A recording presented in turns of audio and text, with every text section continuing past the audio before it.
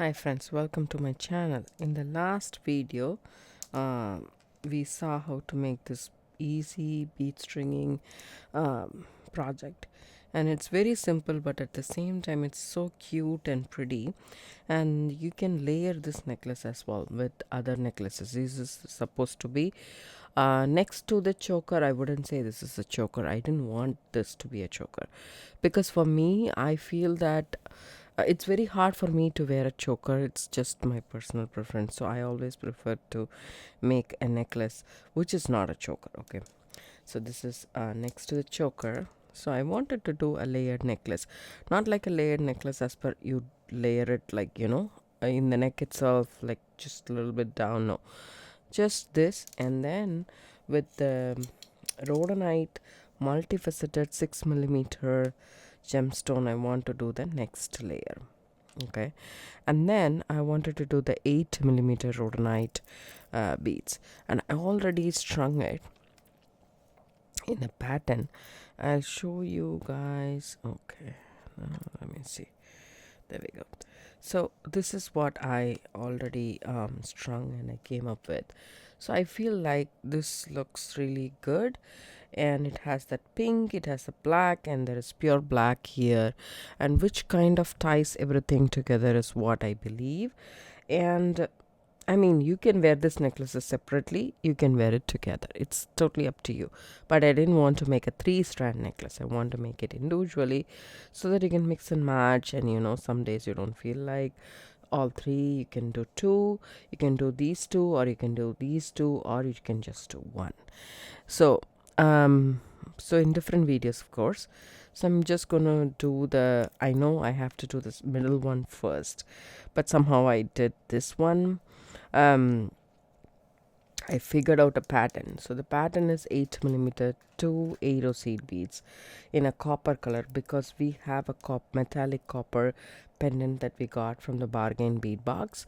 These are the stuff that we got for the January Dusty Rose Bead Box.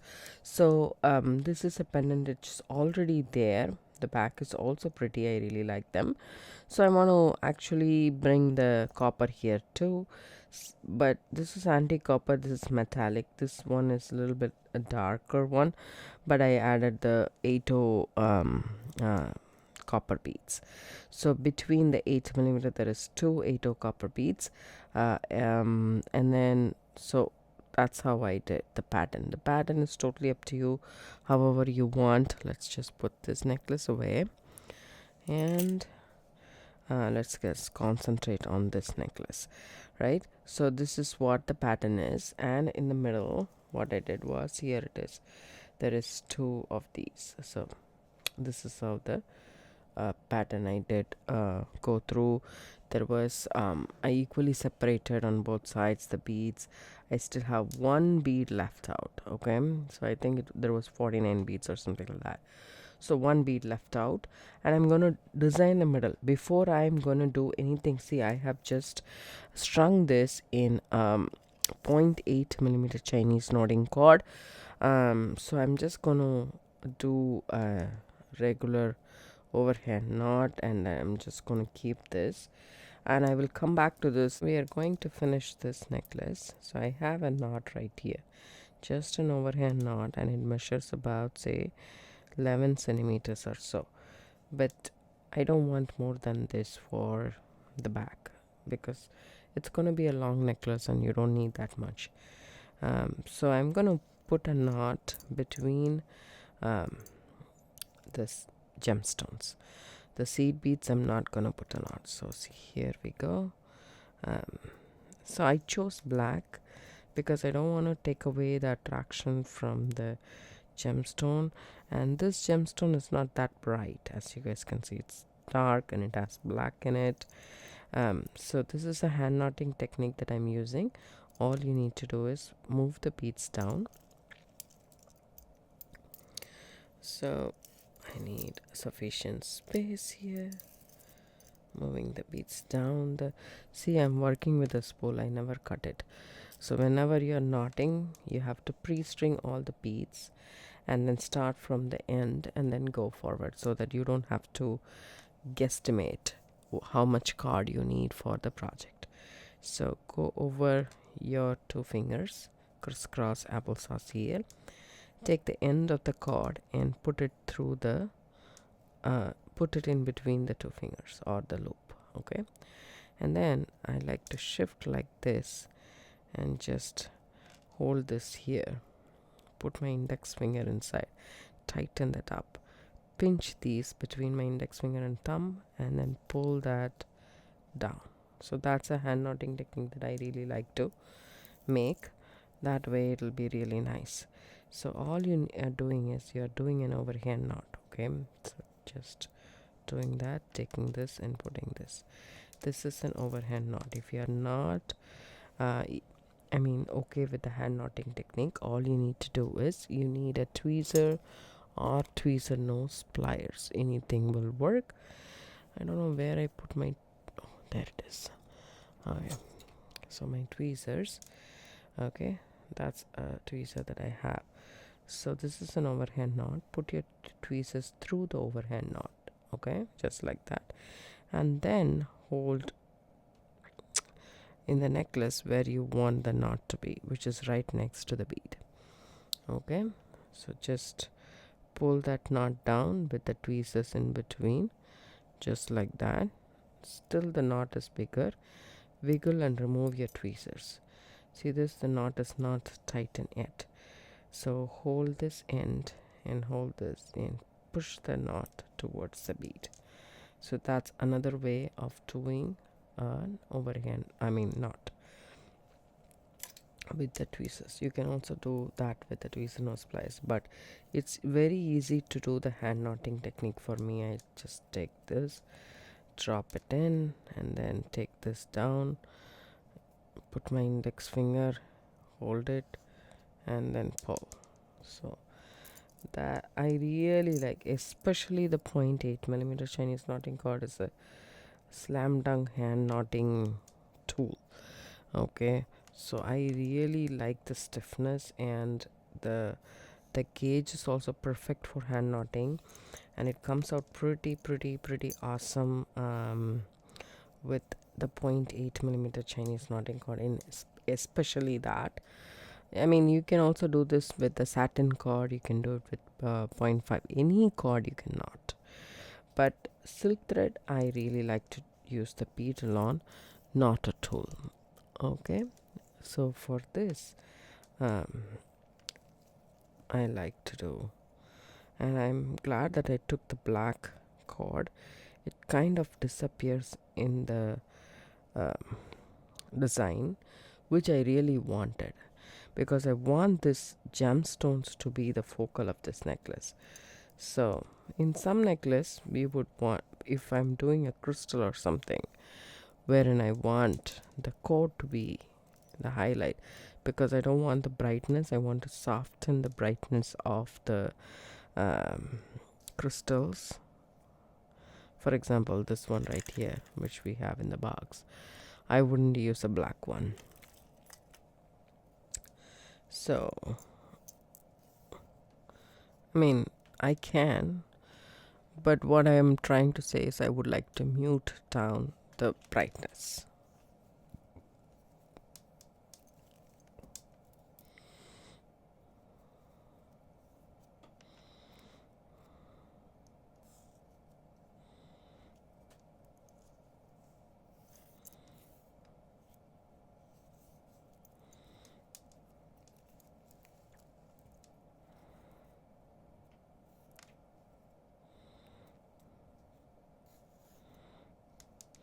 So this is very therapeutic, meditating. I always say that I really like knotting beads. I like to do mala necklaces, tassel necklaces, long necklaces. Short necklace is never my forte. I mean, it is not like I can do short necklace, but the thing is, I don't want to. I'm not a big fan of wearing short necklaces. I like long necklaces. So here we go. So this is how it is, and if you want this to be like this and not, like that, then you can put couple of knots in between here and here, but I don't want it. Maybe I will put just one knot because anyways.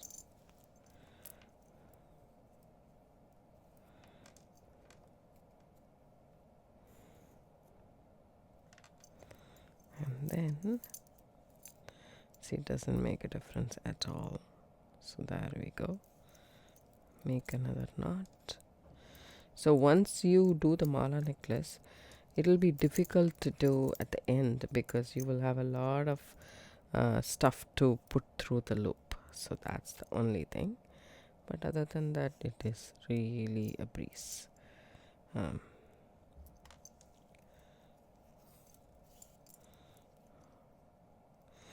then it's good to have see this there is a gap which I like, but if you don't want it, you can do the knots really tight. Okay, so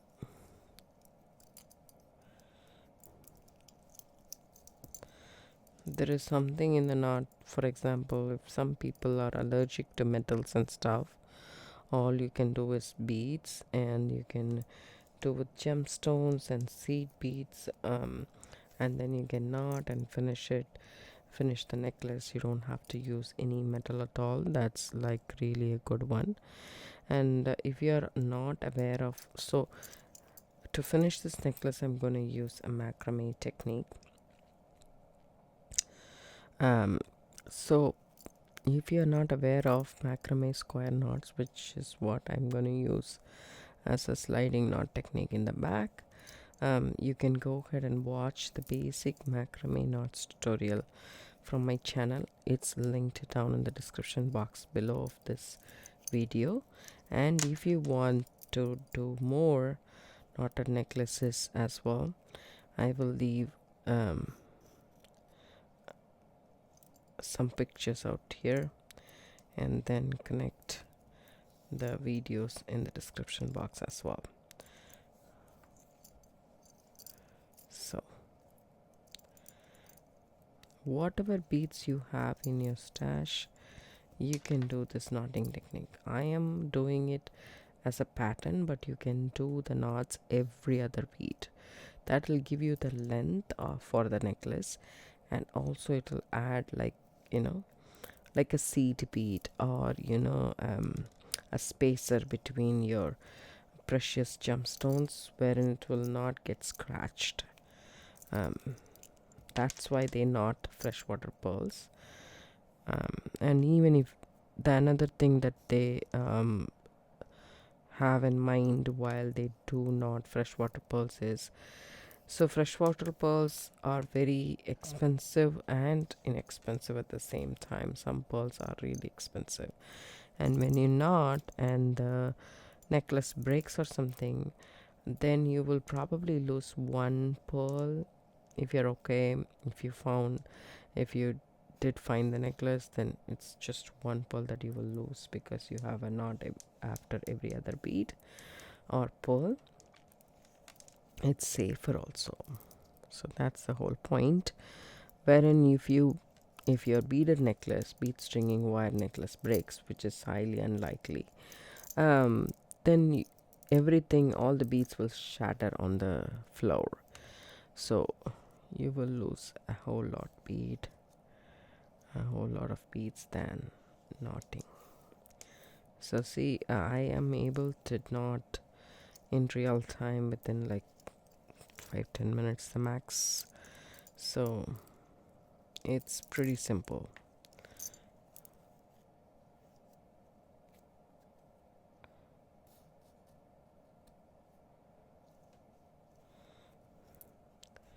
So there we go. Now I know for sure exactly how much cord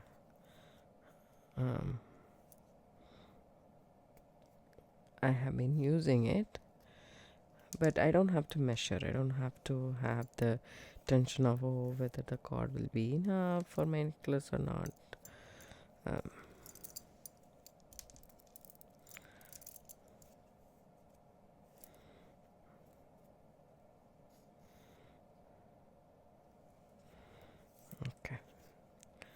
final knot.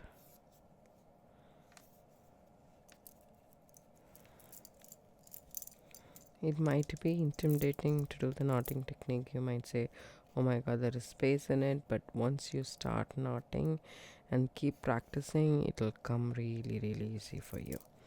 So here we go. I'm gonna cut this cord the same length of the other thing. I wish I had a little bit more, but I'm okay with it. So here it is. At the end, what I'm gonna do is I had some seed beads here. I'm gonna take some of the seed beads. Okay. The bigger ones.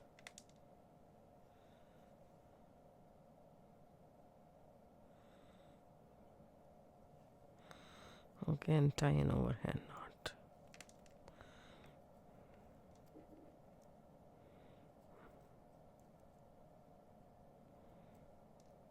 Just like so. Do the same with this end as well.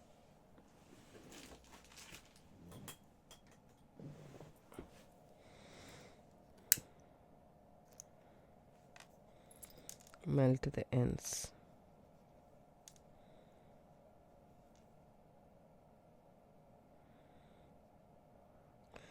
That one's already melted. This one is. So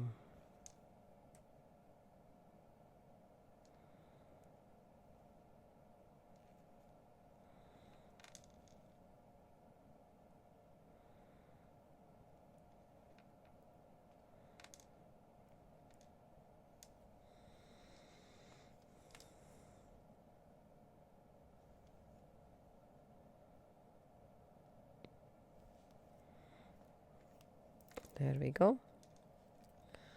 Make an overhand knot right there. So I have to cut this off and melt in order to cinch that nicely, because otherwise it might come off. But if I melt it, wait for it and press it. Be very careful. There's a lot of times that I have burnt my fingers if I'm not careful. So pretty much done. All you need is a sliding knot. For that we need a small piece of cord, like an 8-inch piece would be ideal.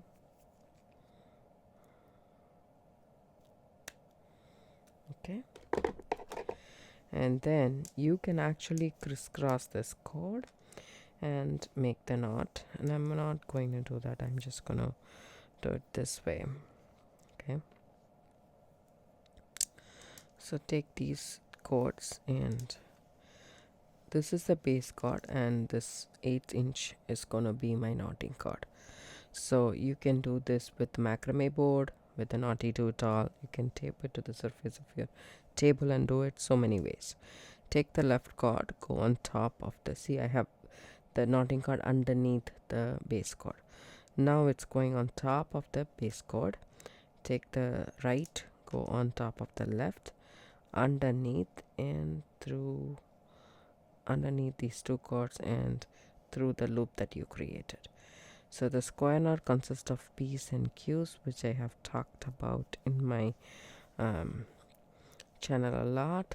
That's a Q, and now I'm keeping the right cord in the form of P, as you guys can see.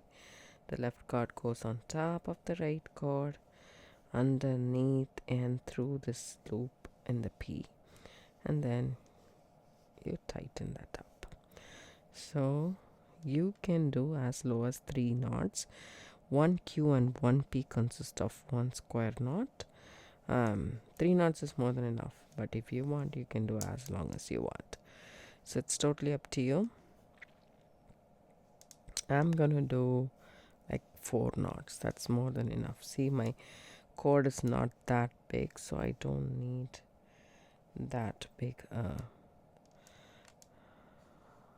I don't want to fill that cord up with knots, and there is no way to slide or something like that, so not going to do a lot, but at least a decent amount.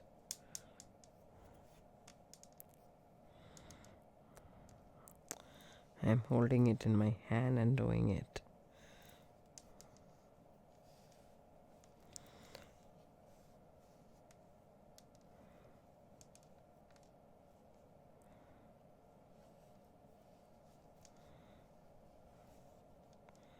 So it's a little bit heavy, right, the necklace, because it's an 8mm gemstone, and we also have a gemstone pendant, so that's good enough, I think.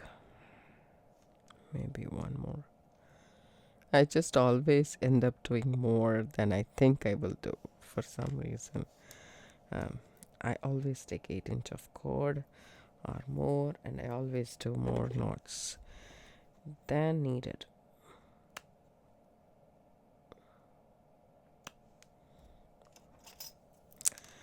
Cut it up and melt it. When you melt it, make sure it's melted and pressed on the side and not on top, because we want the cord underneath to move, because this is a sliding knot. Work in a well ventilated surface, because this is still plastic at the end of the day. So you can just move this. See this? That's how it is. So our necklace is done. In the next video we'll come back and do the middle necklace. What do you guys think? I think it came out really pretty. The black knots really disappear in between the beads, and actually we can focus on the gemstone more, and I feel like the pendant also really goes very well with the 8mm gemstones. Thank you so much for watching. If you would like to support my channel, there is a thanks button down in the description box below. You can click that and then donate.